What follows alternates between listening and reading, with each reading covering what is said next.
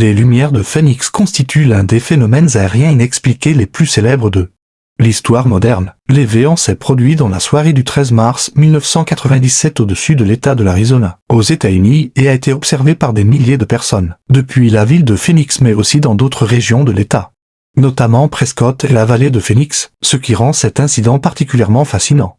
C'est le nombre exceptionnel de témoins et la durée relativement longue pendant laquelle les lumières ont été visibles dans le ciel, contrairement à de nombreuses observations d'objets volants non identifiés qui ne durent que quelques secondes. Les lumières de Phénix ont été observées pendant plusieurs minutes, parfois même plus longtemps selon les témoignages, laissant derrière elles une impression durable chez ceux qui les ont vues. Tout commence vers le début de la soirée, lorsque des témoins dans le nord de l'Arizona signalent une formation étrange de lumière se déplaçant lentement dans le ciel nocturne. Plusieurs personnes décrivent un immense objet sombre, presque invisible, mais dont on distingue la forme grâce à une série de lumières disposées en formation triangulaire ou en forme de V. Les témoins affirment que l'objet était gigantesque, certains estimant qu'il pouvait mesurer plus d'1 kilomètre d'envergure, ce qui, si cela était vrai, dépasserait de très loin la taille de tout avion connu. L'objet se déplaçait silencieusement ou presque, ce qui surprenait énormément les observateurs, car un appareil aussi massif devrait normalement produire un bruit considérable. Les témoignages continuent ensuite en direction du sud, comme si le phénomène traversait lentement l'État.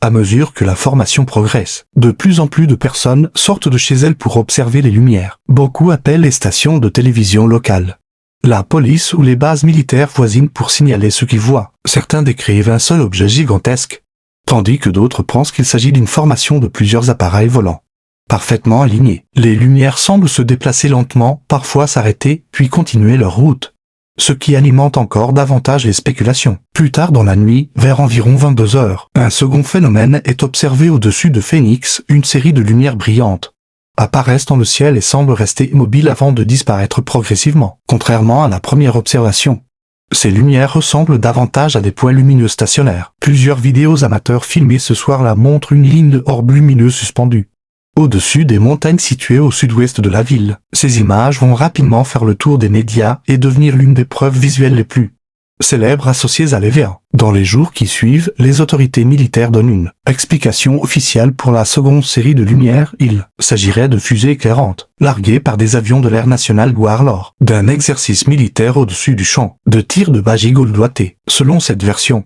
les fusées éclairantes suspendues sous parachute auraient lentement dérivé dans le ciel, créant l'illusion de lumière stationnaire. Cette explication est considérée comme plausible par certains observateurs, car les fusées éclairantes militaires peuvent effectivement produire ce type d'effet lumineux. Cependant, elle ne convainc pas tout le monde, notamment parce que de nombreux témoins affirment que les lumières semblaient se déplacer d'une manière qui ne correspond pas à des fusées éclairantes. En revanche, la première observation, celle de la formation gigantesque traversant l'Arizona, reste beaucoup plus difficile à expliquer. Les autorités ont parfois suggéré qu'il pourrait s'agir d'avions volants en formation, mais de nombreux témoins rejettent cette hypothèse, affirmant qu'ils ont clairement vu une masse sombre reliant les lumières entre elles, comme si celle-ci faisait partie d'un seul objet colossal. Parmi les témoins figure même le gouverneur de l'Arizona de l'époque, Simington. Au moment des faits, il s'était publiquement moqué de l'événement lors d'une conférence de presse humoristique destinée à calmer l'attention médiatique. Mais des années plus tard, il révélera qu'il avait lui-même observé le phénomène et qu'il ne pensait pas qu'il s'agissait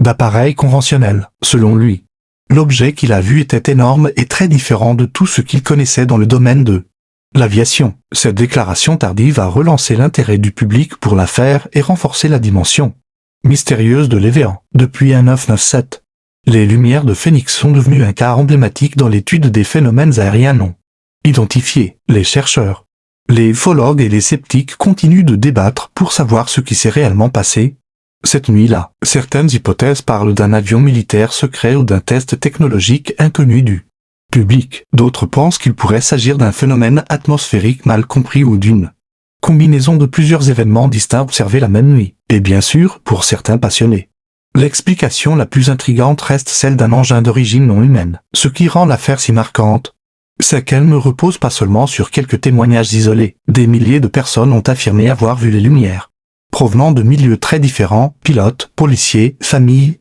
astronomes amateurs et simples habitants. Beaucoup décrivent encore aujourd'hui la même chose, une formation de lumière parfaitement alignée, avançant lentement et silencieusement dans le ciel, donnant l'impression qu'un objet gigantesque flottait au-dessus de leur tête. Même près de 30 ans plus tard, Les lumières de Phoenix restent donc un mystère partiellement inexpliqué. Elles continuent d'alimenter les documentaires, les livres et les discussions sur les phénomènes aériens étranges, et elles sont souvent citées comme l'une des observations les plus crédibles et les mieux documentées de l'histoire moderne, que l'on pense qu'il s'agissait d'un phénomène militaire mal interprété, d'une illusion collective ou de quelque chose de véritablement inconnu. Une chose est certaine, la nuit du 13 mars 1997 a marqué profondément la mémoire de l'Arizona, et pour beaucoup de témoins.